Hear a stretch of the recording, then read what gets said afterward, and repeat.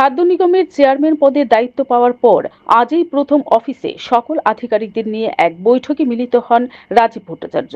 এই বৈঠকে উপস্থিত ছিলেন উত্তর পূর্বাঞ্চলের জেনারেল ম্যানেজার সন্দীপ দেউরা এবং রাজ্য সরকারের খাদ্য সচিব দেবপ্রিয় বর্ধন সহ খাদ্য দপ্তরের অন্যান্য আধিকারিকরা উপস্থিত ছিলেন। খাদ্য দপ্তরের চেয়ারম্যান রাজীব ভট্টাচার্য পৌঁছা মাত্রই ওনাকে সংবর্ধনা জানানো হয়। এদিন বৈঠকের পাশাপাশি তিনি বৃক্ষরোপণ কর্মসূচিতে অংশগ্রহণ করেন এবং বৈঠকে মিলিত হয়ে তিনি রাজ্যে বাফার স্টক গড়ে তোলার জন্য আধিকারিকদের পরামর্শ দেন। কেননা পার্বত্য ত্রিপুরায় যোগাযোগের দুর্গম পথ যে কোনো সময় বন্ধ হতে পারে, তাই আপাতকালীন সময়ে রাজ্যে যাতে খাদ্যের সংকট না হয় সেদিকে লক্ষ্য রাখার জন্য আধিকারিকদের পরামর্শ দেন।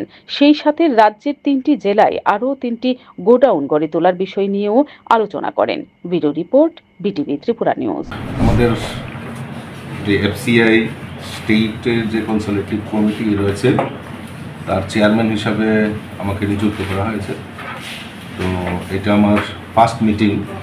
এখানে আমাদের সেক্রেটারি ত্রিপুরা গভর্নমেন্টের যিনি এফসিআই যিনি সেক্রেটারি উনিও রয়েছেন, আর যিনি জেনারেল ম্যানেজার সন্দীপ দেউরাজি যিনি উত্তর পূর্বাঞ্চলের অনেকটা স্টেটই দেখেন, উনিও এখানে উপস্থিত হয়েছেন। বাকি কমিটির মেম্বাররা রয়েছেন এবং আমরা আমাদের দেশের যশস্বী প্রধানমন্ত্রীর যে সংকল্প যে প্রতি ঘরে খাদ্য পৌঁছে দেওয়া, তো এই যে ব্যবস্থাটা রয়েছে সেই ব্যবস্থাটার ত্রিপুরা রাজ্যের কী ব্যবস্থা রয়েছে, কী উন্নয়ন করা যায়, কী কী সমস্যা রয়েছে সেগুলি নিয়ে আলোচনা করা হবে এবং পরবর্তী সময়ে যদি মনে করা হয় তাহলে আমি আমাদের কেন্দ্রীয় নেতৃত্বের কাছে, কেন্দ্রীয় যিনি মন্ত্রী রয়েছেন ওনার কাছে সেগুলি প্রেরণ করা এবং এটার পরিকাঠামো এবং এগুলি যাতে স্মুথলি মানুষের কাছে পৌঁছে পরিষেবা, তো সেই নিয়ে আলোচনা এখানে বিস্তারিত হবে।